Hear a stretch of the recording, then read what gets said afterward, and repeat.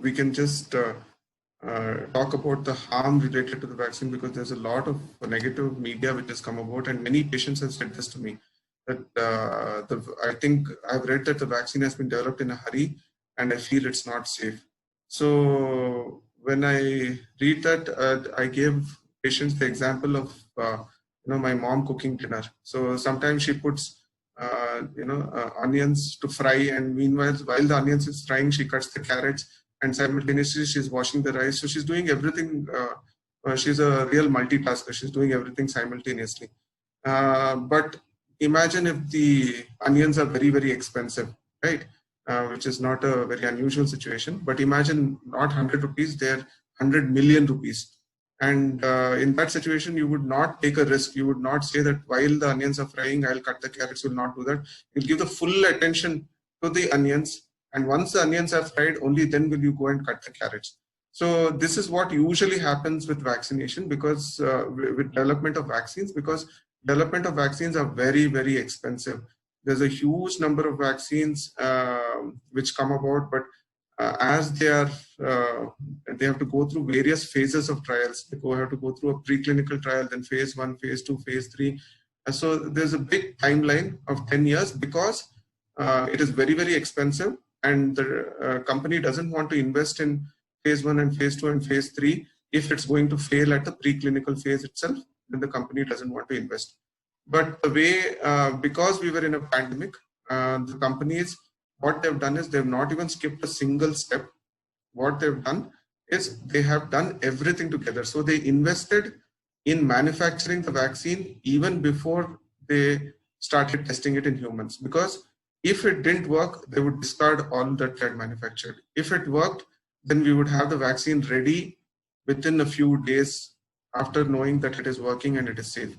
So that is how everything was done simultaneously, and that is how, like normally my mom cooks dinner, that is how the vaccine companies have also done in this particular situation, and they've been able to produce the vaccine in a quick period of time.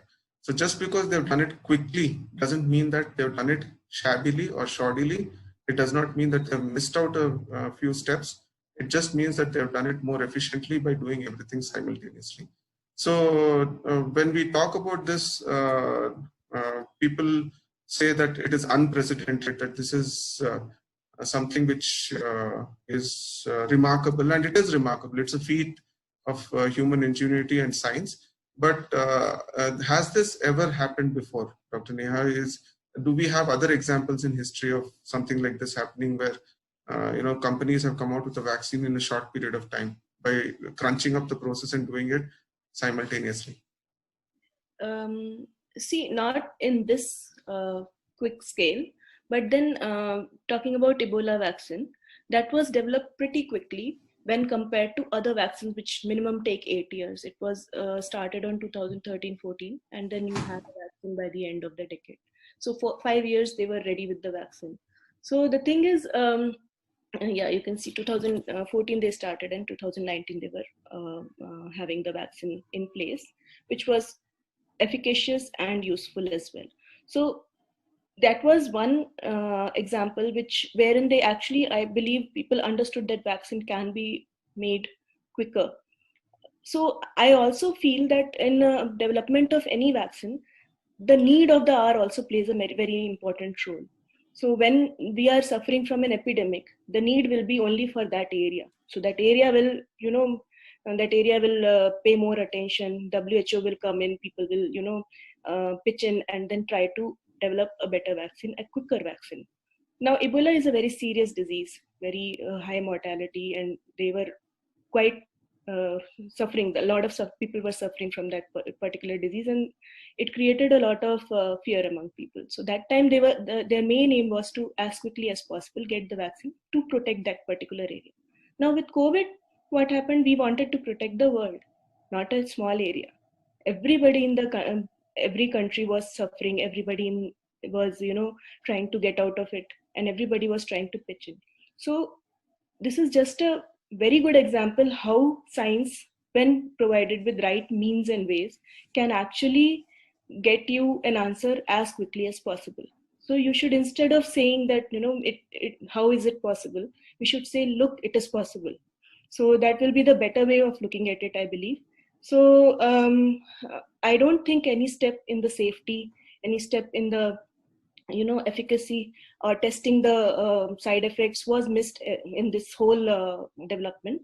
They were all done in a very judicious way. They were all done in a very right way.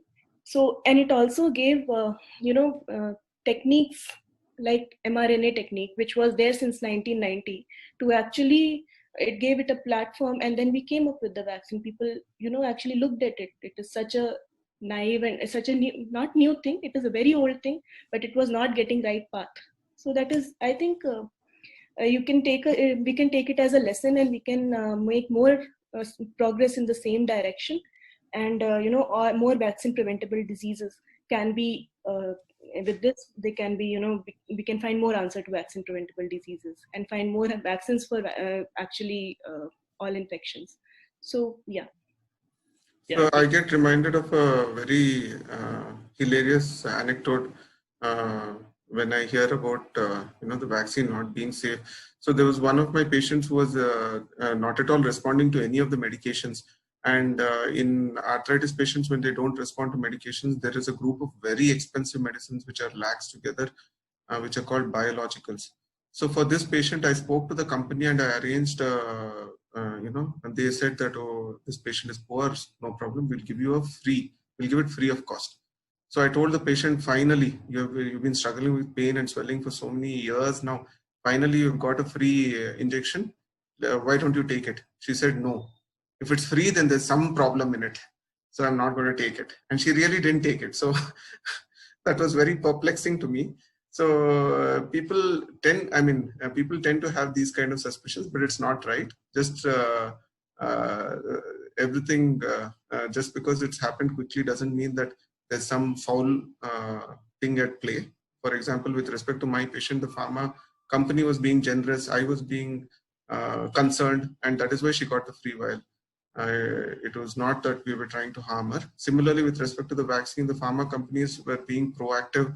There were many people in the UK and US who voluntarily, and even in India, many people who enrolled into trials as well, just vaccine development. So unprecedented cooperation also, financially and among the scientists, and also the regulatory approval also was happening simultaneously. It was speeded up. So it was usually things happen in series, but these things were happening in parallel. I think both of you made a very important point that it was quick, but it was not hurried. All the steps were done, and I think we should, and this has been put out in the open, what studies have been done, and all the phases of the trial, everybody can see for themselves. So I think that is really reassuring.